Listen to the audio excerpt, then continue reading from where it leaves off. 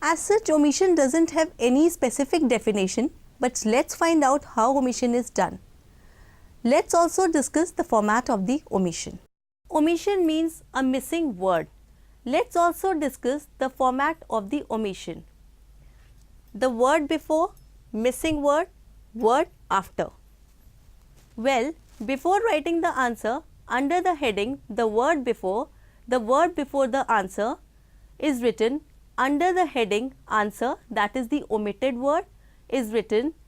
The word after the answer is written. This will be more clear to you when you see a solved exercise. Suppose this is the example, the boy singing. Now something is looking awkward in this. Well, that is.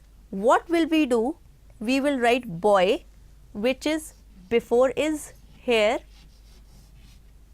Then the missing word, that is, and afterward we will write singing, that is the word after over here.